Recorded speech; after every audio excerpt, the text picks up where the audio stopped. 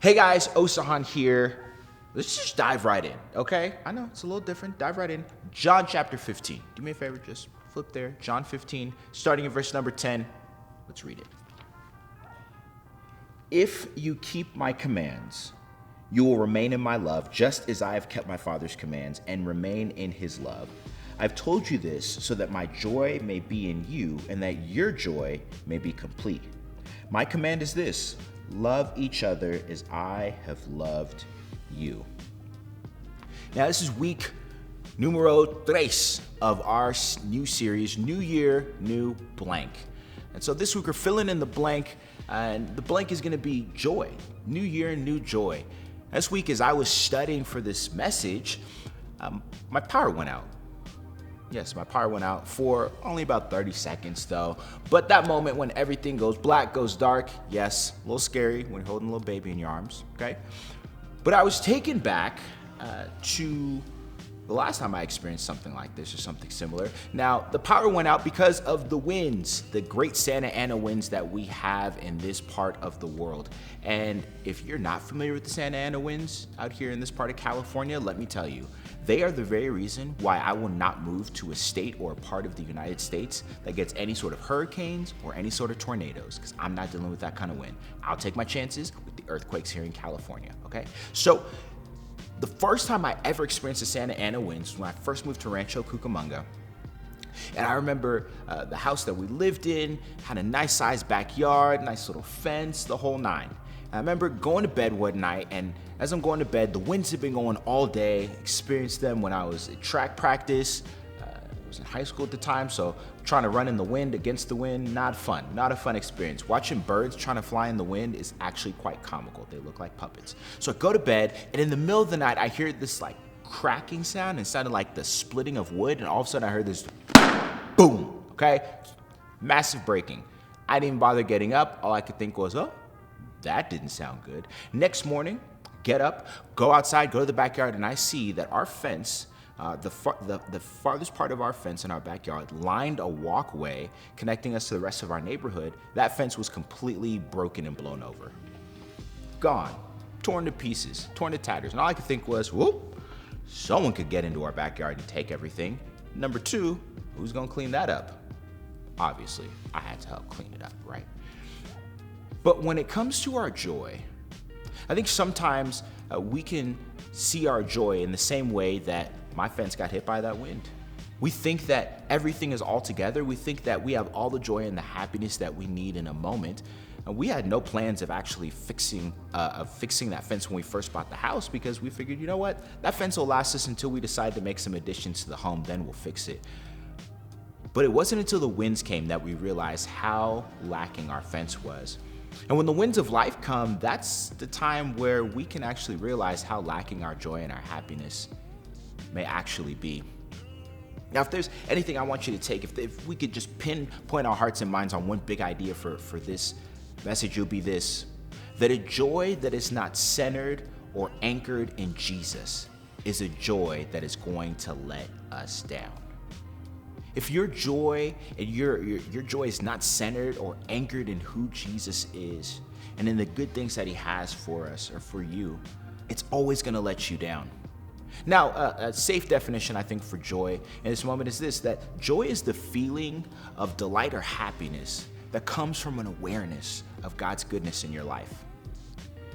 God's goodness in my life. How do I see that? Easy. I can give you an easy, simple one. When you wake up in the morning, that is a great moment to realize and be aware of the goodness of God in your life. Think about it. How did you breathe while you were asleep? You couldn't figure that out yourself. God kept the breath in your lungs. Rolling over and realizing you have a bed to sleep in is a moment to thank God and be aware of God's goodness. Being outside, even in the crazy Santa Ana winds, is a moment to be aware of God's goodness. And when we are aware of his goodness all around us, that is a moment, or those are moments that should bring us great joy. Now, when looking at joy and looking at how we even get a new joy in our lives, a new sense of happiness in our lives, I think it's best to look at the word joy.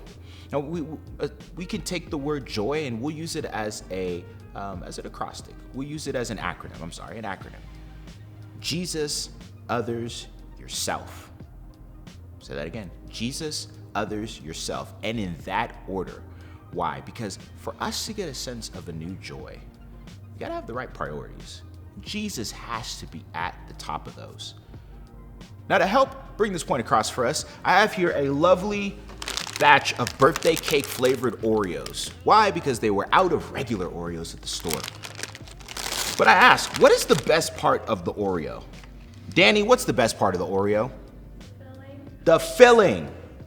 Danny is correct. It is the filling. And if you disagree, let me help you, okay? First of all, whew, that is some good birthday cake filling, let me tell you.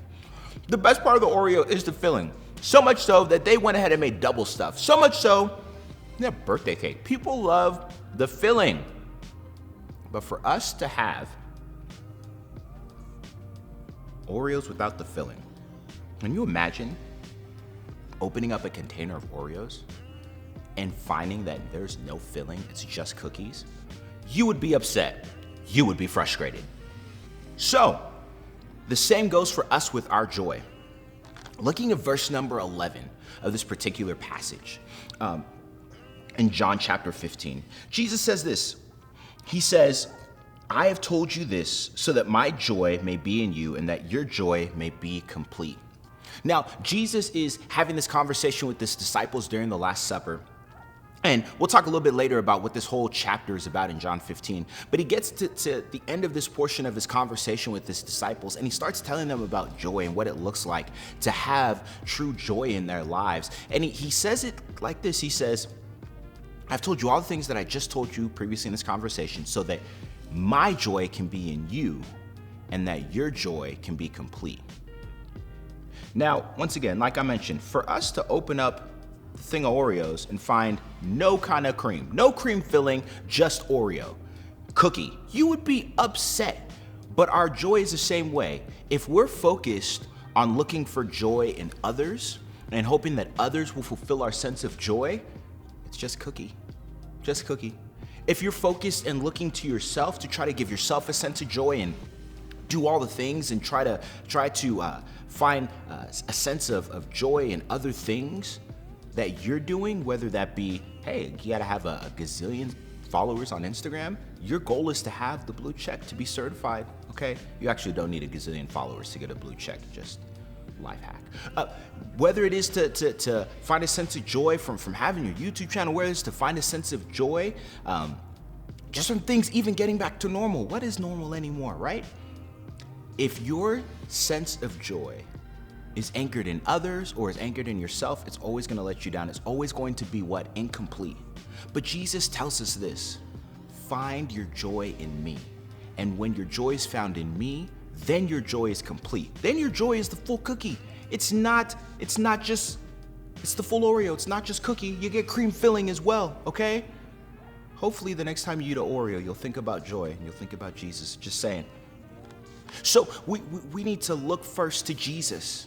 When we look first to Jesus for our joy, that is when we can find a new and complete joy. Now, I'll be honest with you guys, for myself, it is a struggle to find joy, okay? It is a struggle day in and day out to wake up and say, oh, I just feel so joyful this morning, okay? That's why I have to make a practice. Joy is actually a practice as well, okay? Any of my athletes out there or musicians, whatever it is that you do that requires practice, joy is a practice as well. So here's a simple tip, a simple practice that you can take and put in your little toolbox of life is this. When you wake up in the morning, simple prayer. And if you've hung around with us here at Hillside Students for any amount of time, I'm all about simple prayers. We are all about some simple prayers around here. Why? Because simple prayers, even though they're simple, can get a whole lot done. And simple prayers build some great habits. So here's the simple prayers: is Jesus, fill me with your joy. That simple prayer, those few words right there, Jesus, fill me with your joy, begins to build a trust in us to know that he will fill us with his joy, and that in doing so, our joy is complete. Complete Oreo, cream filling, and cookie. Okay, guys?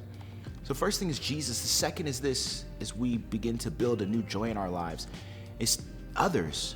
Jesus says this in verse number 12.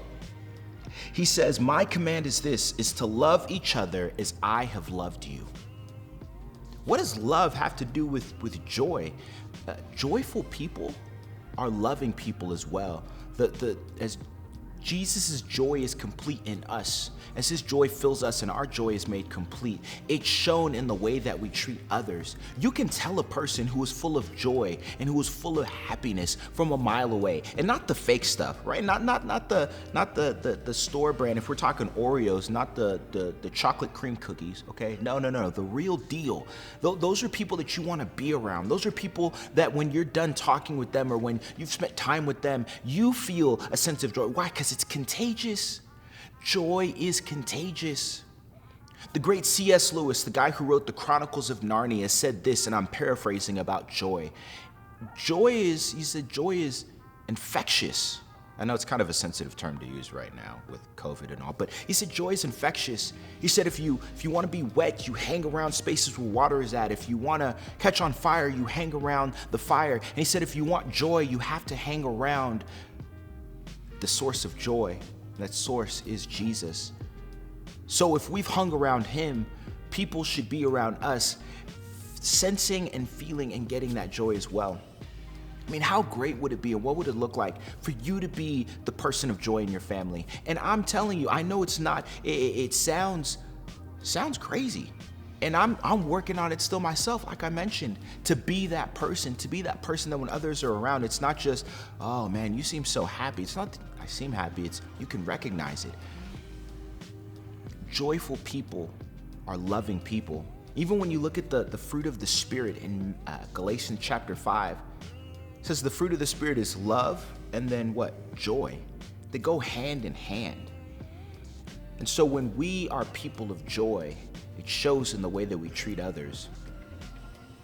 Matter of fact, last week we talked a little bit about Philippians, and in Philippians chapter 2, Paul says this. He says, for us to not look out for our own interest, but to consider and value others over ourselves and to look out for the interest of others. When we are joyful people, we will look out for others as well. So we've looked at Jesus, we've looked at others, and the last bit that we could look at is how we can cultivate a sense of new joy in our lives in this new year. Is yourself. It's to look at yourself. Now, this particular chapter in John 15, Jesus is talking about to his disciples and using the analogy of growth and of fruit. So he tells his disciples, he says, and his followers, he says, listen, I'm the vine, my Father is the gardener, and you are the branches attached to me. And so he begins to talk about what it looks like to be connected to Jesus, to be connected to him, and what that produces. And the goal is to produce not just fruit, but more fruit, new fruit. For us to be connected to Jesus will show itself in how we treat others, but it will also show itself in us. You will realize in yourself that you do have that new sense of joy, that you will experience that sense of growth. And I guarantee you, it won't be something you wake up one day and it's, oh man, I feel joyful today, but there'll be a sense of calm and a sense of peace to know that this joy that I have, this happiness that I have, that it is anchored in Jesus, and that it is something that I know no one can take away, no matter how the winds of life may blow. As we wrap up, just take a look back at the fence that I mentioned earlier. Now that fence, yes, I mentioned it, blew down, was destroyed, utterly destroyed. But what we found was this: apart from the fact that the wood was kind of old, the foundation of the fence, where the fence was anchored into the ground, was not secure. So as we rebuilt the fence, we had our neighbor help us rebuild it. The first thing we made sure to do was to dig deep enough holes and put solid enough concrete to where no matter what blows, that fence, no matter what Santa Ana winds come and blow, that fence would stand the wind. Now that fence now today is over 10 years old. And living in Southern California, living in Rancho Cucamonga, I've seen my fair share of winds blow through since the day that first fence was blown over. As a matter of fact, recently, a few months ago, the winds got so strong it started uprooting trees. How do I know? Because an uprooted tree hit one of my cars. But for all the trees that were uprooted in my neighborhood, that fence still stood still. Friends, when our joy, our happiness, our delight is rooted and anchored in the goodness of who Jesus is rooted in an awareness of his goodness, then we find a new joy, and not just a new joy, but a joy that will stand any of the winds of this life, a joy that is complete in him. Whole Oreo, not just cookie, okay guys, cream filling too. Let's pray. Oh, Jesus, I thank you for your joy that is in us and in us is complete. I pray for every person watching this who is saying that they or is feeling like they don't have that sense of joy, who's feeling maybe down, maybe a little gloomy, maybe even questioning what joy even looks like. I pray that on the other side of this, that they would make it a daily practice and habit to ask you for that joy, to have you, the source of all joy, the source of true joy, to fill them. Jesus, we ask right now that you would fill us with your joy, and that joy would show itself in how we treat others, and it would show itself in growth in us. Thank you for new joy in this new year. In Jesus' name, amen.